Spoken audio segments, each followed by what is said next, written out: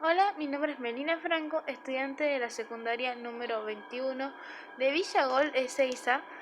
Con unos compañeros de distintos cursos, estamos llevando adelante un programa de entrevistas a figuras del ámbito político.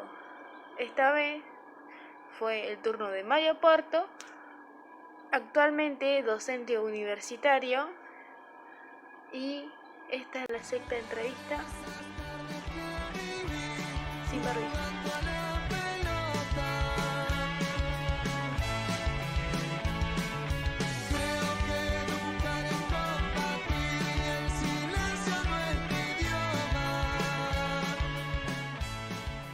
Hoy tenemos a Joana, Mauricio, Rosalía, Melina, Sofía y Pablo, que le van a estar haciendo algunas preguntas que elaboramos para la ocasión. Le agradecemos la posibilidad de darnos este espacio y de permitirnos este momento. Así que Bueno, arrancamos. dale, buenísimo. Los escucho con todo gusto. Dale. Hola, mi nombre es Melina Franco y mi pregunta es, ¿cómo era su trabajo antes de la pandemia y cómo cambió? Qué buena pregunta. Bueno, yo este último tiempo, vamos a hacer una cosa porque así no se escuchan. ¿Por qué no apagamos los micrófonos? Pues se escucha Sí. mucho participación familiar. Ahí estamos. Y después vamos participando. Bueno, Melina, vos me preguntabas, ¿no? Yo trabajo en la universidad ahora, así que yo tengo cátedra en la Universidad de La Plata y tengo cátedra en la Universidad de Lanús. Por lo tanto, el trabajo universitario lo estoy haciendo vía Zoom, como estamos trabajando ahora con ustedes, ¿no? En el caso de la Universidad de La Plata, yo soy titular de una cátedra muy grande, así que en general yo escribo los teóricos, las clases teóricas las escribo, las colgamos cada 15 días colgamos una clase en la página, y después los ayudantes, yo tengo 16 comisiones, con 8 profesores ayudantes, que tienen 2 comisiones cada una, ellos trabajan la clase que nosotros colgamos. Cuando digo nosotros, digo, además de mí, que yo soy el titular, pero tengo 3 adjuntas, y piensen que tenemos más de 1.300 alumnos, y trabajamos con la clase y con las lecturas obligatorias que damos. En Lanús tengo una cátedra muy grande, también es un seminario de pensamiento nacional y latinoamericano que es obligatorio para todos los estudiantes de Lanús. Por lo tanto, ahí tenemos también muchísimas comisiones, y yo voy rotando vía Zoom con algunas clases llamadas magistrales. Después, bueno, yo soy miembro del Consejo Superior de 2 universidades, de la de Lanús y de la de Rafaela, en Santa Fe. Así que participo vía Zoom del Consejo Superior. Y después tengo muchos trabajos de asesorías, que las estoy haciendo también por este método, que me es cotidiano. Todos los días tengo 2 o 3 reuniones de Zoom, y escribo, que es otra de las tareas con la que suplanto presencia. Y después tengo mucha actividad dando charlas, que forman parte, no es mi trabajo asalariado, sino mi trabajo gratuito. Y militante, con mucho gusto lo hago, y eso lo hago también con este método de Zoom o con alguna otra plataforma que se utilice en el grupo que estoy dando la charla. Otra pregunta. Hola, mi nombre es Sofía Carrizo. Hola Sofía, Mi ¿cómo pregunta, estás? bien, ¿y usted? Bien, muy bien. Usted investigó mucho sobre las ideas de varios pensadores latinoamericanistas. En ese sentido, ¿por qué es importante una América Latina unida y cuáles cree que son las deudas pendientes para avanzar hacia esa idea de patria grande? Oh, qué linda pregunta que me hiciste. Sí, escribí un libro ya hace bastante tiempo, ¿no? Es un libro debe ser un libro del 2011, 2010-2011. Sí, donde recorrí el pensamiento latinoamericanista de algunos pensadores argentinos o de varios pensadores argentinos. Cuando lo hice, ese libro fue producto de charlas. En general yo primero charlo y después escribo, ¿no? Hago una trayectoria más de docente, ¿no? Hablo y después de hablar, eso se transforma en escritura. Y siempre pensé que la unidad del continente era estratégica y por lo tanto trabajé en ese tema, pensando en qué podía aportar la Argentina, ¿no? Y Argentina puede aportar una tradición muy larga sobre pensamiento de unidad sudamericana. Eso me parece que también era interesante, la autoestima, tener un poco de orgullo de nuestro pensamiento. Y bueno, hurgué desde Moreno a Perón, se llama el libro, pasando por arengas militares en la época de la independencia hasta pensamiento más elaborado, ¿no? ¿Por qué creo que es estratégico esto? Porque, bueno, el mundo está dominado por grandes naciones continentales. Estados Unidos es un gran estado continental, bioceánico, industrial. China es una nación continente. Rusia también es una nación continente. Los europeos lo entendieron de esa manera después de la Segunda Guerra y se plantearon la unidad europea, que tiene dificultades, pero que se está afianzando, igual alrededor de Alemania, a pesar de que Inglaterra se haya separado. Y ese es el mundo central. La India también es un país continente, ¿no? Y ese es el mundo central, fundamentalmente el de Estados Unidos y China, más Europa, tal vez ahora un poco más debilitada, pero con un importante Producto Bruto, un importante PBI, y Rusia, que no deja de tener una inmensa importancia geopolítica. Y vos mirá que las periferias somos los países, voy a usar un término que yo no estoy de acuerdo, pero para entendernos, los países menos desarrollados, o países más dependientes, somos todos regiones separadas. América Latina está separada, el mundo árabe está separado, África está separado, ¿no? Partes de Asia, el Islam, ¿no? Y por lo tanto somos débiles en esa separación frente a los grandes poderes mundiales. Por lo tanto, yo creo que el destino continental de América Latina está vinculado, yo diría dos cosas, después si quieren seguimos charlando, pero dos cosas. Una, romántica. La romántica es que nos sentimos parte de una historia, de una lengua, de un territorio común, que nos sentimos hermanos. Eso sería el motivo romántico de unirnos. Y el motivo pragmático es que es la única manera de poder tener una relación madura con Estados Unidos y una relación madura con el resto del mundo desde la unidad, que es la fortaleza, y un mercado interno que pueda ser el sustento de nuestra industrialización. Si no, vamos a ser dependientes siempre, vendiendo materia prima barata a cambio de maquinaria sofisticada y cara, ¿no? Y bueno, hay dos destinos, o patria chica o patria grande, ¿no?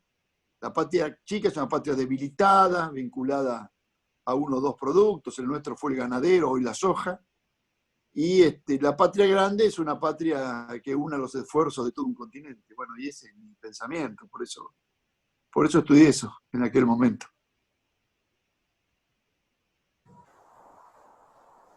Hola, mi nombre es Pablo Pérez. ¿Qué tal, Pablo? ¿Cómo Mi estás? pregunta es, si tuviera la posibilidad de elegir... Bien, bien, ¿y usted? Bien, muy bien. Me alegro. Mi pregunta es, si tuviera la posibilidad de elegir para que esté en un billete a algún prócer que nunca haya estado, ¿a cuál le elegiría y por qué? Mira, a mí me parece que si elegimos en la línea de personajes no políticos, digamos, me parece que la figura, por ejemplo, de Borges, de Jorge Luis Borges, sería una muy buena figura, que marcaría amplitud para un escritor extraordinario del cual yo estoy en la oposición total de su pensamiento político. Me parece que sería una gratitud que uniría.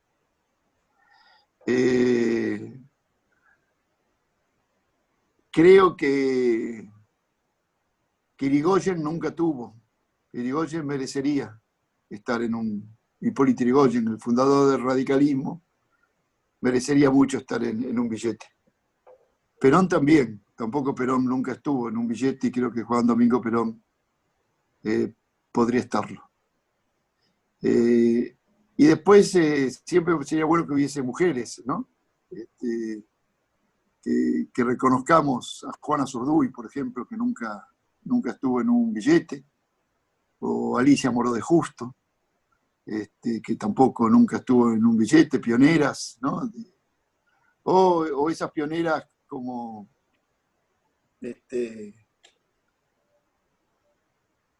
como Juana Manso, por ejemplo, ¿no? Que están muy homenajeadas en calles, ¿no? En calles, pero todavía no han estado en billetes. Creo que los argentinos tenemos muchísimos para homenajear y también podríamos homenajear a héroes latinoamericanos. Nuestros primeros billetes, ustedes saben que tenían la imagen de Bolívar, por ejemplo. Bolívar y Artigas, a mí me sentiría muy orgulloso de que estuvieran en un billete argentino. Hola, mi nombre es Joana Solís.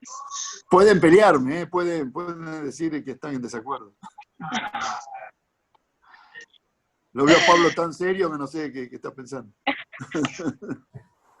Dale, Joana, ¿qué pensaste vos? No, yo no. Yo le hago la pregunta, yo no opino. Bueno, es bueno eso, tantos opinadores periodistas hay ahora. Que algunos que se limiten a preguntar. Decime, habla, dale. ¿Por qué es importante conocer la historia? ¿Qué importancia tiene dicha materia en las escuelas?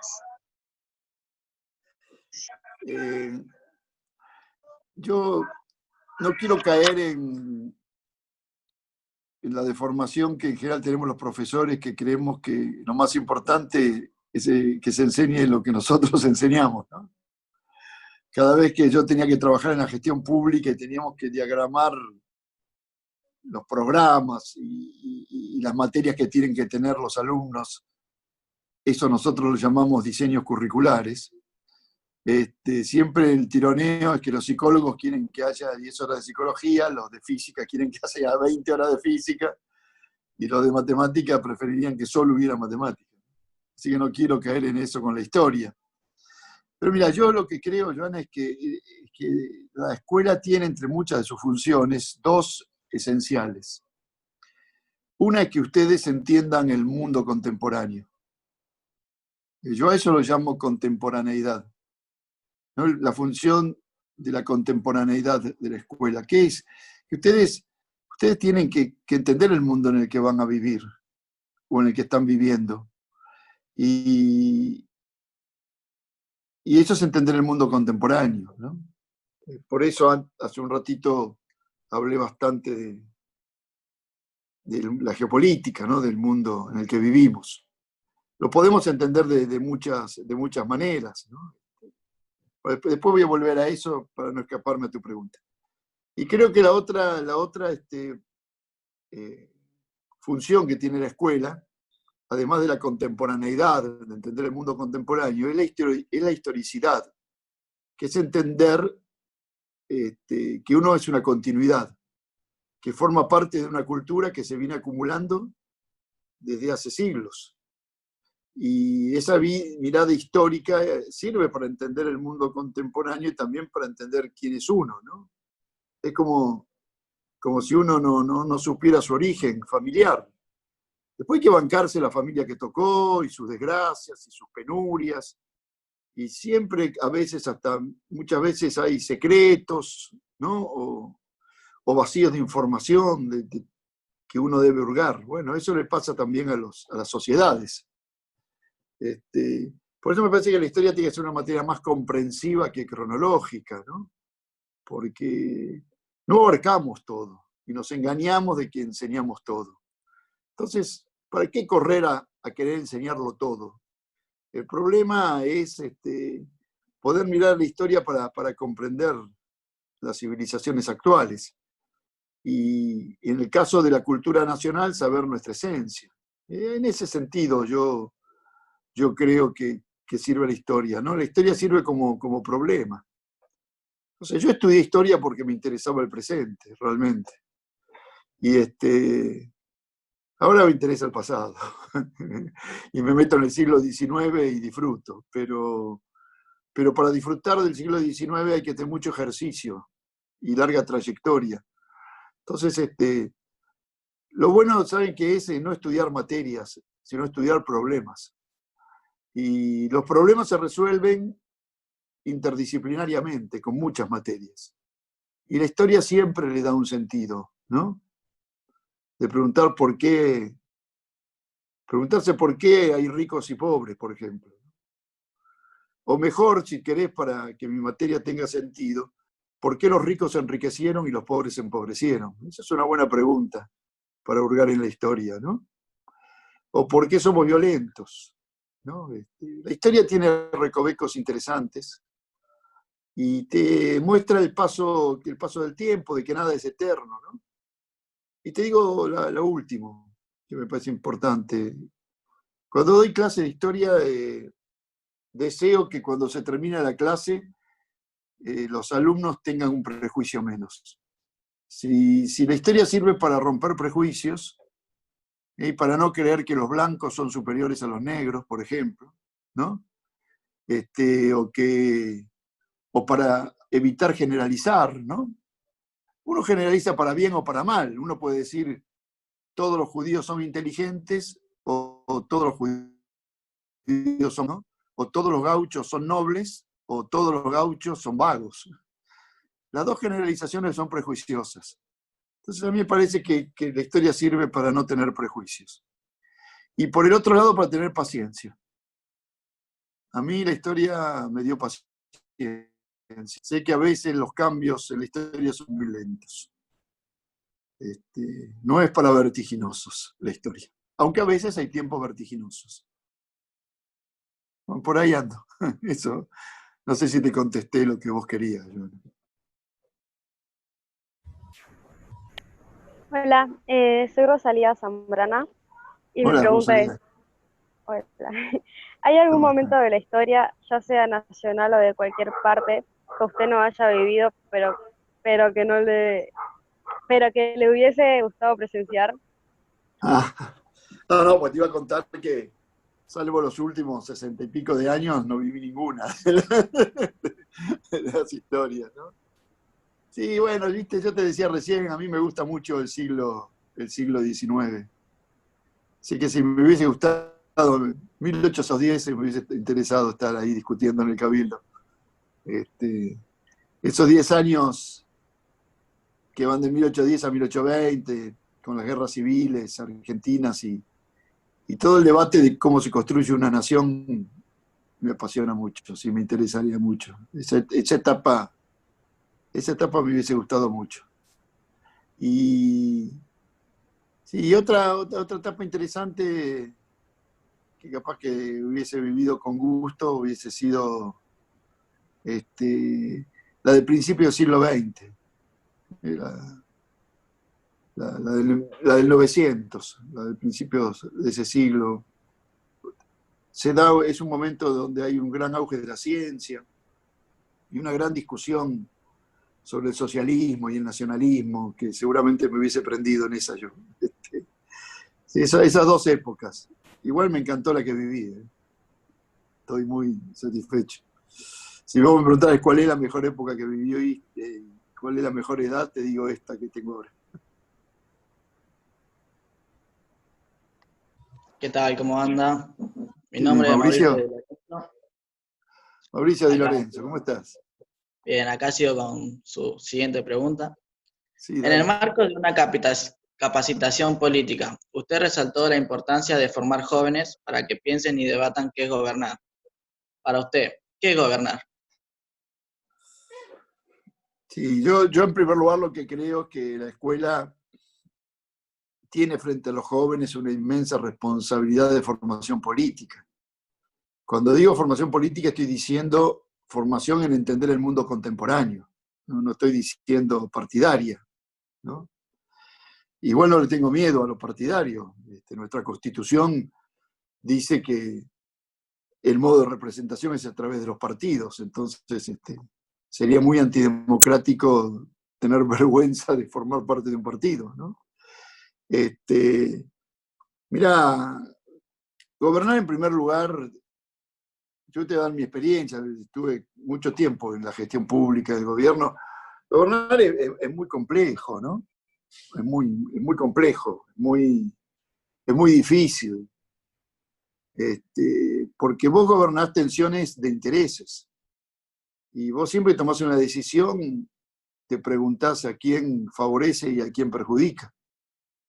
Y tenés que ir eligiendo en cada decisión, según tu ideología. En la mía, tratar de perjudicar a los menos posibles y a los que más tienen, que tienen más margen para perjudicarse, entre comillas. No los quiero dañar, porque tengo mucho respeto por ellos.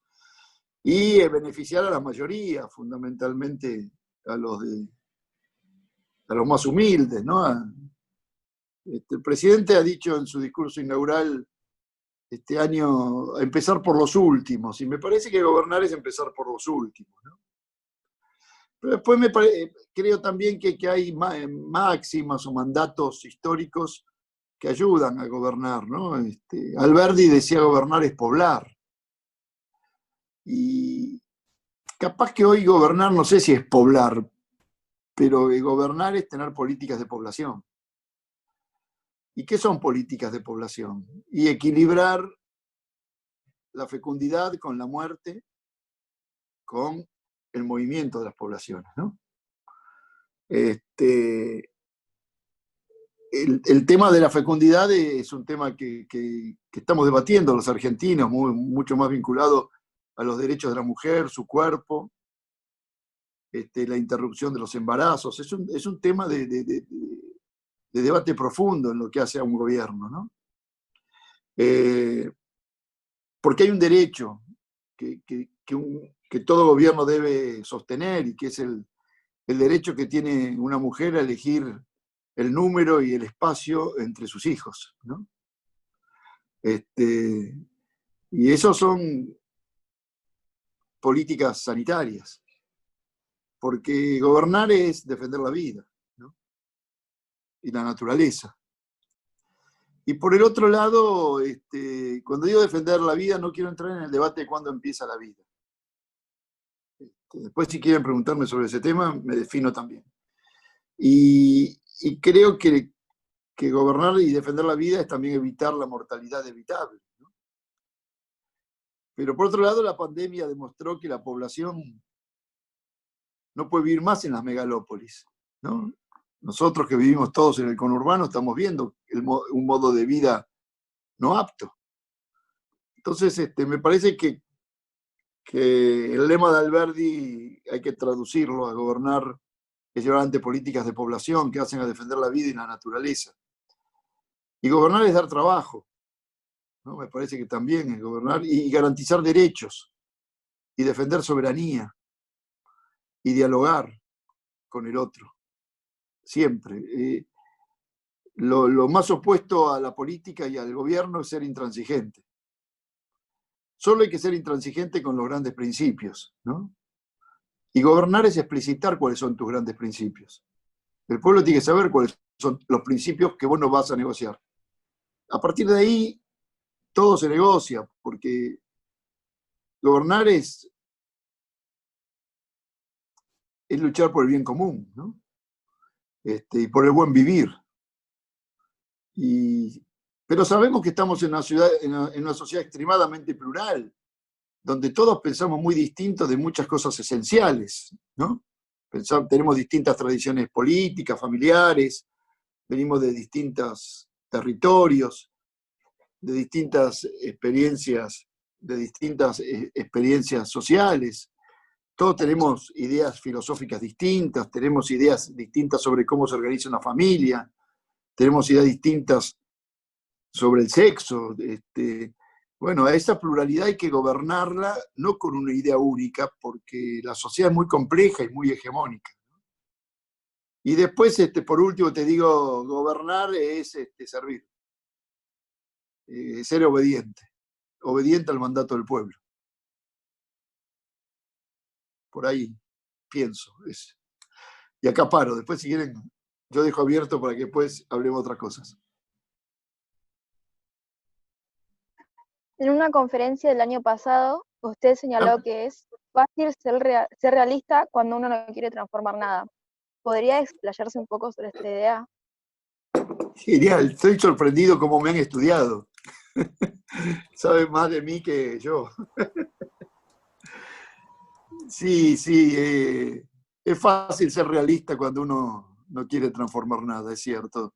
Es una frase que yo se la robé a un filósofo brasilero que sigo mucho, que se llama Roberto Mangabeira, que es un filósofo que actualmente vive en Boston, es profesor de Harvard.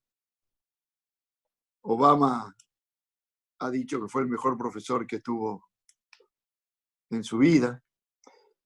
Mangabeira aprovecho para darles clase, Mangabeira fue ministro de Lula. Es un brasilero de origen alemán, norteamericano, bueno, y esa frase la leí en un libro de él. Pero la hago mía. Porque es cierto, ¿no? Cuando vos querés transformar, y vuelvo a algo que me preguntó Mauricio hace un segundo, cuando dice que es gobernar, ¿no? Y vos cuando gobernás, tenés que ser, hay una palabra que yo siempre digo, capaz que la vieron por ahí, esa decía Eduardo Galeano, que era un escritor uruguayo, decía hay que ser osadente, ¿no? ¿Qué será osadente? Decía osado y prudente, ¿no? Entonces, uno tiene que ser osado para transformar y prudente para que no se le rompa la gobernabilidad, ¿no? Si eso lo vemos en cualquier lugar de gobierno, en el gobierno de una escuela. Uno es osado, la directora es osada, toma algunas medidas que hacen a democratizar más la escuela, pero con la prudencia necesaria para que la escuela no se anarquice y que cada cual haga lo que quiera. Entonces, en ese equilibrio, yo creo que gobernar es transformar. Y algunos, cuando vos querés transformar, te dicen, pero no se puede. Y te lo dicen en nombre del realismo, ¿no? Ser realista, es imposible transformar. Y entonces ahí viene la frase de qué fácil es ser realista si uno no quiere transformar nada. Pero los jóvenes parisinos del año 1968, que para ustedes es la prehistoria, pero yo ya había nacido y ya era un joven, se rebelaron en París los estudiantes y se caracterizó esa rebelión por los grafitis que ponían en las paredes. Y en una de ellas decía, sean realistas, pidan lo imposible.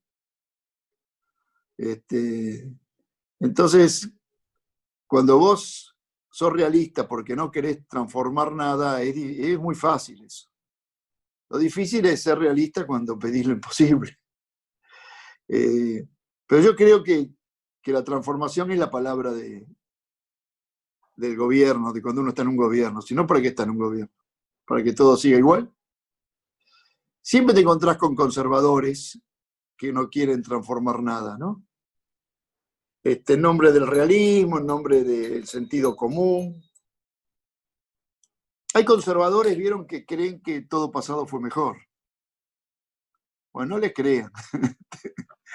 Eso no quieren transformar nada, ¿no? Entonces les cuentan a ustedes, no, porque en mi época nosotros estudiábamos mucho, en cambio, bueno, mentira. Pero vieron que hay gente que cree que el futuro está en el pasado. Eso sí no quieren transformar nada.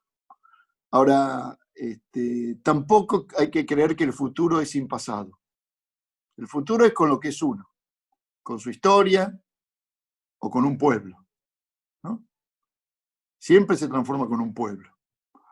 Entonces,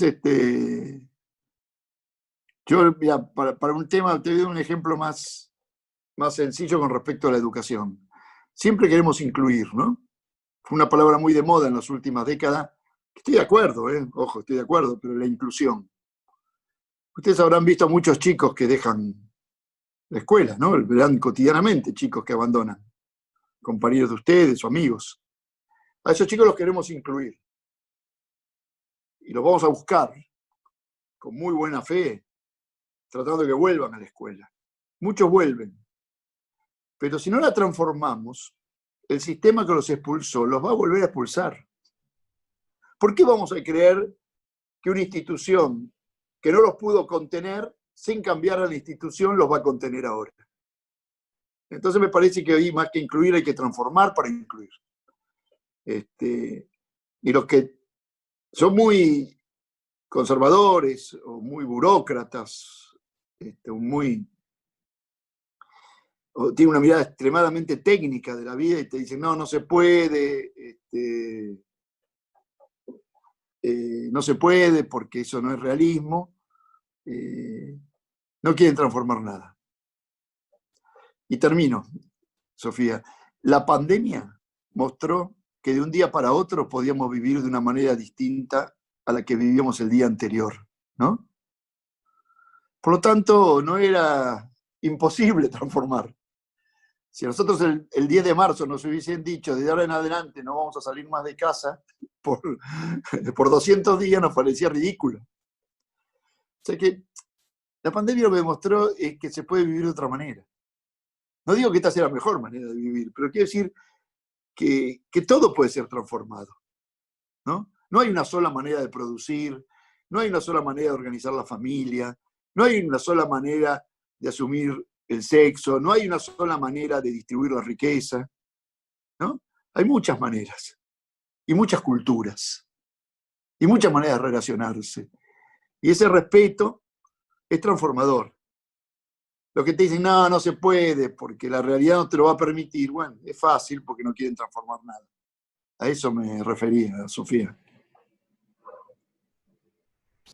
Voy a tomar café.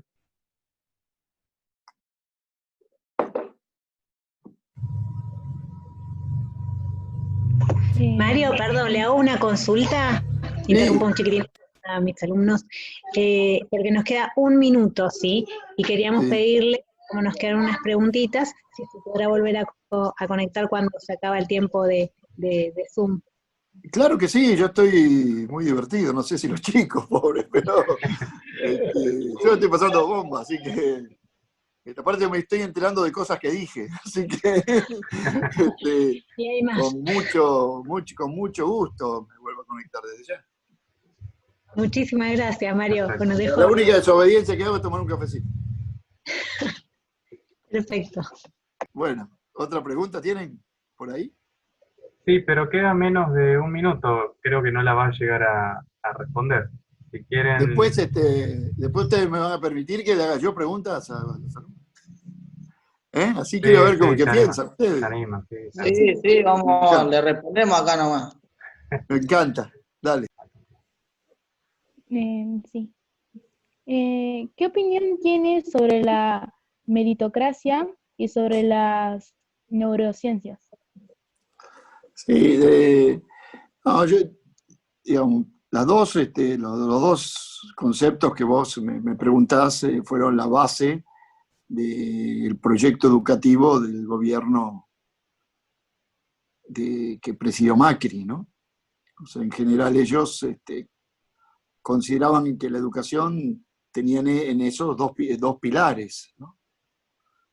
Es interesante hablar de esto, porque uno no puede tener diferencias políticas con el otro en base a odios personales o a broncas personales, sino a conceptos, como en este caso, conceptos filosóficos, si vos querés.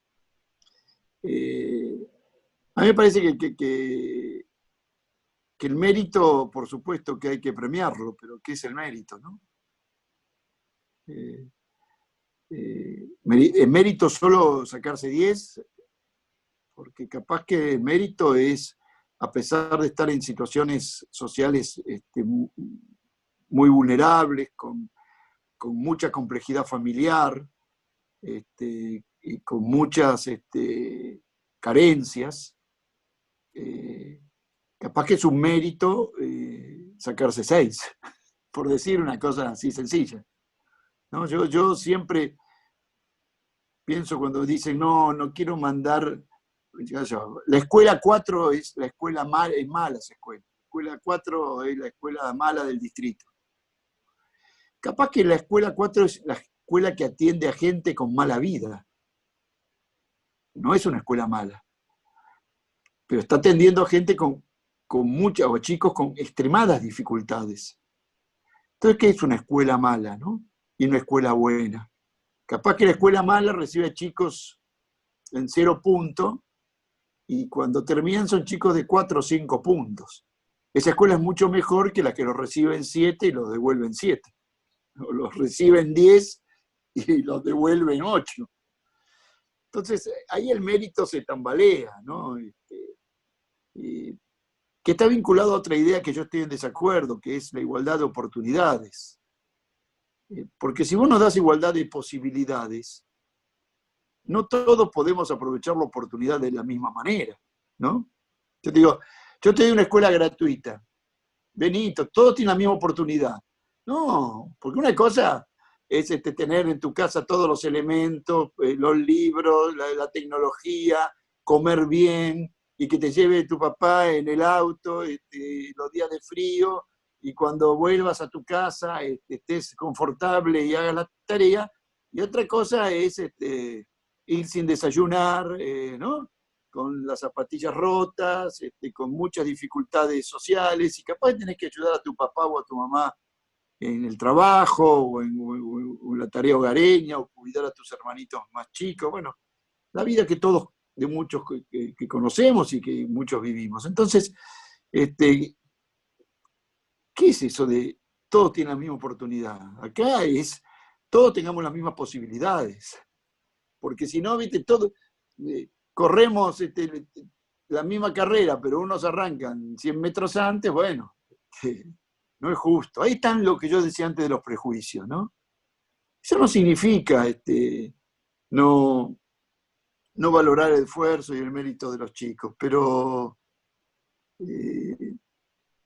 hay que trabajar sobre las habilidades de los alumnos, no sobre las debilidades, ¿no? ¿Cómo puede ser que un chico semi de la calle, que vende cosas en los semáforos, que se sube a los colectivos a vender cosas, sabe dar vuelto, ¿no? Sabe el cambio, resuelve problemas, sabe expresarse como vendedor, es mal alumno, ¿no? Es mal alumno. ¿Cómo no le exprimimos sus habilidades? ¿Y por qué le buscamos sus debilidades? Después lo hacemos repetir porque no sabe quién era el padre de San Martín, ¿no? Entonces, yo digo, yo no creo en la meritocracia, porque la meritocracia tiene una idea que nosotros en las ciencias sociales llamamos darwinismo, ¿no? Darwin decía que estudió las especies, ¿no? Y Darwin es famoso y conocido por la evolución de cómo se llegó a ser ser humano, y se lo recuerda equivocadamente con el hombre desciende del mono, pero para decirlo brutalmente. Y él decía que, bueno, que siempre sobreviven los más aptos, y los menos aptos quedan en el camino. Llevar esa idea a la educación de los seres humanos, que solo sobrevivan los más aptos y queden en el camino los que tienen más dificultades, me parece que es una equivocada meritocracia, ¿no? Igual meritocracia sería que gobiernen, porque Kratos es gobierno, o sea, que gobiernen los que tienen más méritos, ¿no? Llevado a la educación, que promuevan solo los que tienen mérito. Cuando yo tenía la edad de ustedes, para entrar a la escuela secundaria había que dar examen de ingreso, ¿no? Y eran limitados los cupos, y vos tenías que estudiar todo el último año de la primaria para prepararte, y tenías que dar un examen de ingreso, en el cual algunos entraban y otros no. Era raro, ¿no? Porque que uno tenga que demostrar que sabe para entrar a un lugar donde va a aprender, ¿no? Es paradójico. Es como que a los hospitales solo los reciban a los sanos. Y los que tienen enfermedades son rechazados. Yo, a modo de chiste lo digo, pero la verdad es que el examen de ingreso servía si entraban primero a la escuela los que peor les había ido, porque eran los que más necesitaban ir a la escuela. Lo digo con ironía eso. A mí que, por lo tanto, esta idea de los mejores, yo prefiero la idea de todos, ¿no? Y cuando digo todos, educar a todos, digo todos. Felizmente, cuando yo era ministro, habíamos puesto todos en la escuela aprendiendo, era nuestro lema. Y yo decía, en mis discursos, decía, todos para nosotros es todos. Estoy feliz porque este año la UNESCO, el informe que dio de 2020, se llama Todos es Todos. Y cuando digo todos es todos, es los que tienen una familia que los ayudan y los empujan a estudiar, y los que tienen una familia que es indiferente a que estudien, y aquellos que tienen una familia que le pone obstáculos para estudiar, y aquellos que no tienen una familia que esté al lado de ellos. Todos son los que tienen posibilidades de aprender y los que tienen más dificultades para aprender, ¿no? Y todos son los que tienen ganas de ir a la escuela, los que no tienen tantas ganas o no le encuentran la manera. Todos es todos. Así que bueno, no creo en la meritocracia. Creo que la meritocracia es como una vanidad de una clase social. Y por el otro lado, con respecto a la neurociencia, ahí no hablo mucho porque no sé de neurociencia, la verdad. Sospecho que es un tema muy interesante y sospecho que hay que estudiar o consultar a gente que sabe mucho de eso. Me parece que la neurociencia tiene cosas que decir, seguramente, en la educación. También sospecho que la usaban como una manera de biologizar la educación. Y la educación es un tema social, no un tema biológico, ¿no? Porque es peligroso si no decimos de antemano aquella vieja frase, ¿no? Popular, y no, ¿para qué vas a estudiar si no te da la cabeza? Peligroso que la neurociencia biologice la pobreza, por ejemplo, o biologice la posibilidad de estudio. Eso no significa negarla, porque me parece que debe haber temas que están vinculados a la neurología y al conocimiento del cerebro que pueden ayudar mucho al aprendizaje. Lo que es peligroso es usarla para descartar a los que tienen que ir por otros caminos, que pueden ser no tan groseros, pero más sutiles. Por ejemplo, una enseñanza que muy tempranamente algunos los haga ir por un camino que desemboca en la universidad, y a otros muy chicos, muy tempranamente, los haga ir por un camino que desemboque en un oficio, porque para ellos no está la universidad, ¿no?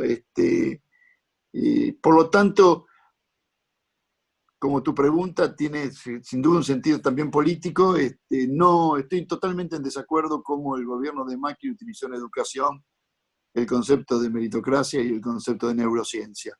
En uno ni creo que sea meritocracia, en el otro soy muy respetuoso, pero creo que estaba mal utilizado.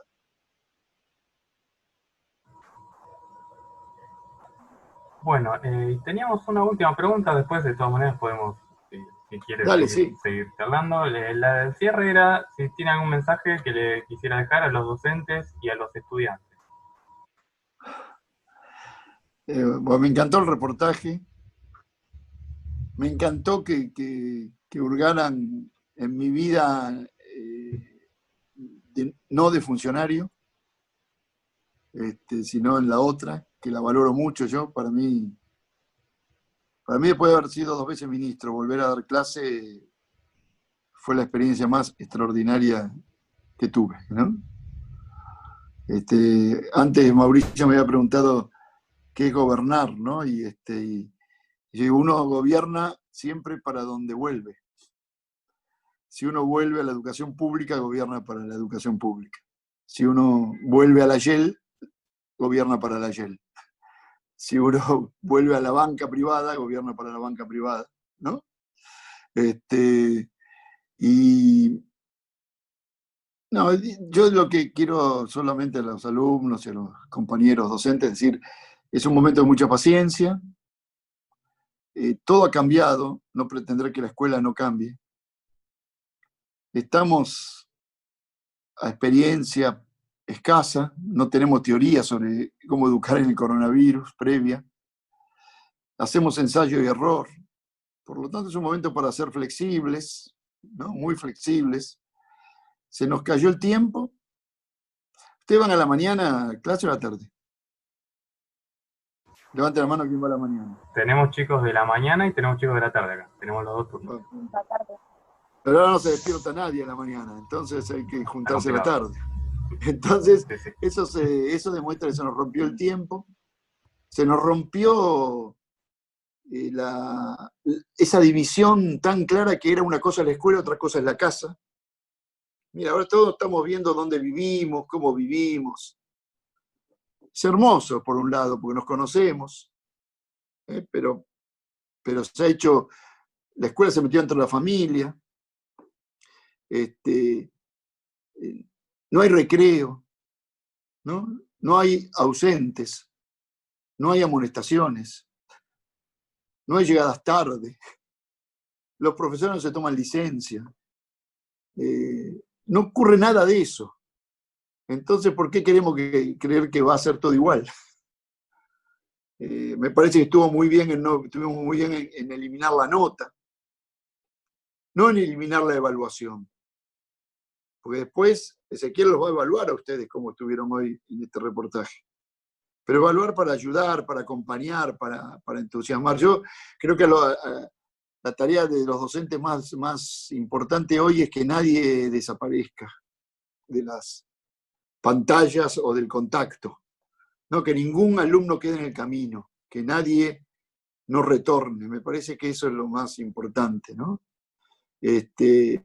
Y los docentes tenemos que tener paciencia, saber que nuestra planificación se desarmó, y que por lo tanto tenemos que ser flexibles, buscar otras maneras de enseñar, saber que ustedes están aprendiendo otras cosas, ¿no?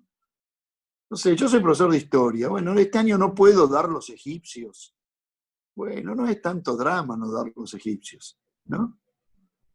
Porque cuando doy los egipcios, capaz que no doy los mayas. Y si doy los mayas y los egipcios, no doy a los tehuelches. Entonces, eso de creer que hay conocimientos que si no se los tiene uno es un inculto, eso es una soberbia, aparte, creer que uno enseña todo. Uno enseña lo que una cultura determinó que hay que aprender. Pero estamos aprendiendo otras cosas que me parecen maravillosas también. Me parece que los colegas, los docentes, tenemos que estar mucho en contacto entre nosotros. Creo que es un gran momento de probar lo interdisciplinario. Y de paso, no darle 20 tareas a los pibes, capaz que darle una en conjunto, o 2 en conjunto. No confundir que si damos mucha tarea estamos enseñando más. O no confundir que, bueno, tengo que cumplir, bueno, le tiro un cuestionario de 30 preguntas que tiene que copiar el manual y con eso ya me quedo tranquilo, que están aprendiendo, ¿no? Pues tenemos que charlar entre nosotros, todo es muy difícil, es muy complejo, todos estamos aprendiendo. Así que hay que ser muy flexible, y lo que yo digo por último es, no se puede abordar esta realidad con pensamientos previos a esta realidad. La realidad es más importante que la idea. acá. No, porque yo pensaba esto, bueno, pero explotó esto, ¿no?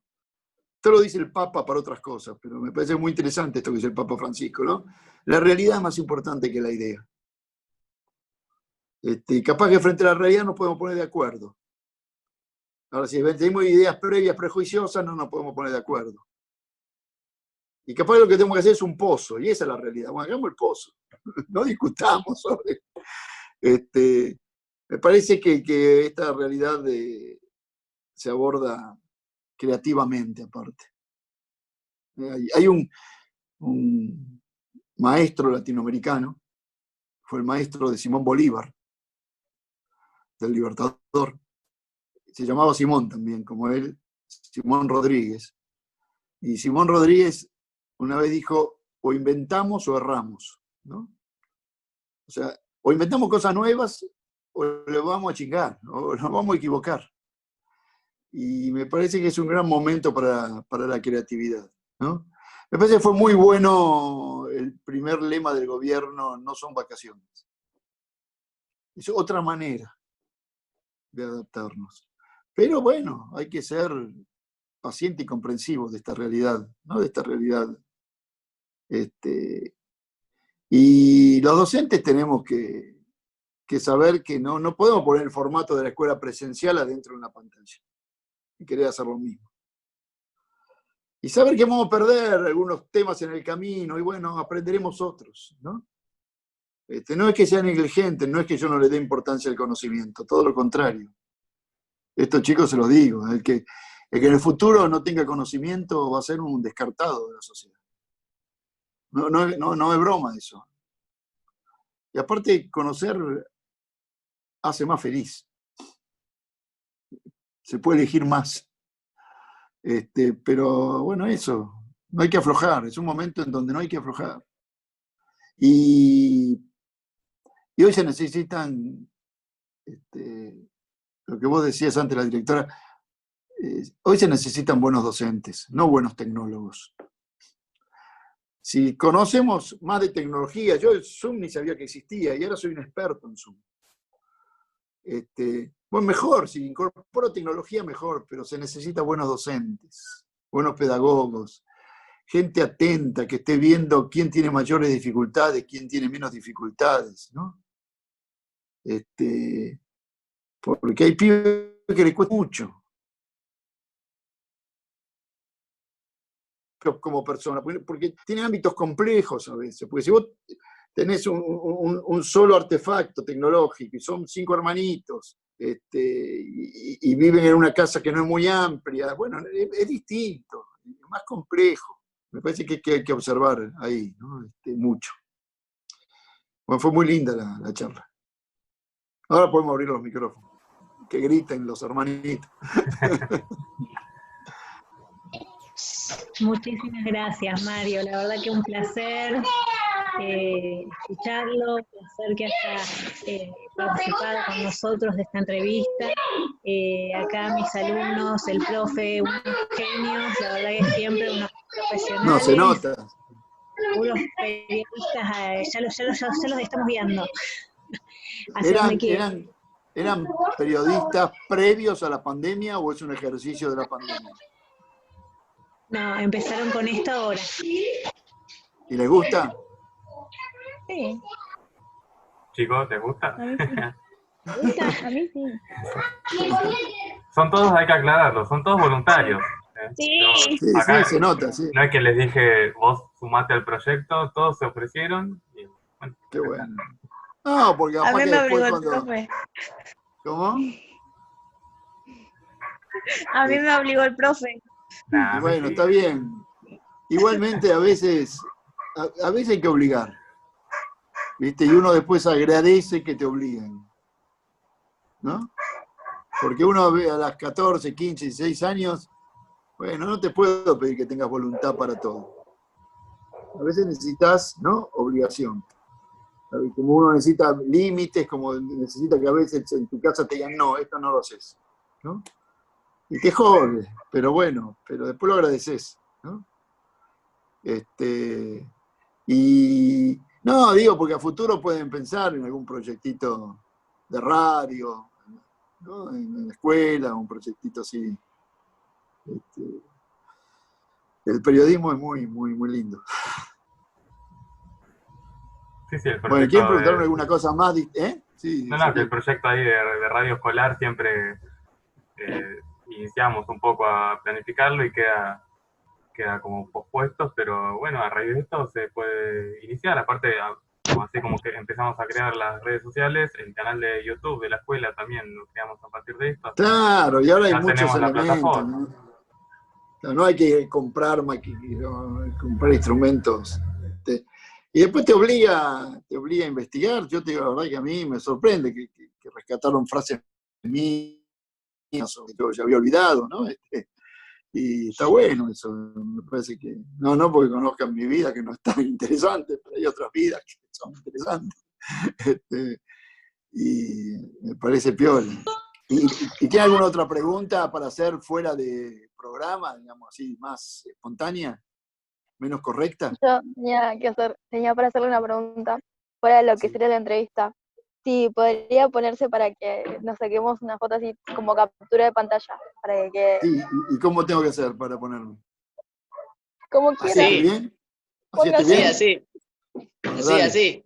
¿Así te gusta? Dicen que después no les avisamos si no está preparada y ellos salen en una postura que no les gusta. Claro. Pero yo ya no tengo que hacer el lindo, así que... Así que bueno, la pasé bárbaro. Gracias, directora. Gracias, Ezequiel. No sé, no me acuerdo tu nombre, directora. Mi nombre es Roxana Olivera. Roxana, dice ahí, cierto, Roxana. Siempre lo pongo para iniciar siempre, como entro a muchas reuniones de Zoom. Ya pongo, por Ro y Roxana Olivera. agradezco muchísimo que nos haya acompañado en esta entrevista. Es un orgullo enorme. La verdad estoy muy orgullosa de mis alumnos, de ellos que están acá y de los otros 446 que tenemos en la escuela. La verdad que estoy muy feliz de cada una de sus producciones, muy orgullosa, al igual que cada una de las familias, de todo lo que estamos haciendo, de todo lo que sabemos que son capaces, de lo que hacen y de lo que van a hacer. Así que agradezco muchísimo que nos haya acompañado. Y bueno, si tenemos que en cualquier momento se va a meter directamente. Así es la cosa. Bueno, pásenla lindo. Bueno, muchísimas gracias. Un gusto. Chao, Ezequiel. Te Chao. felicito. Chao. Chao.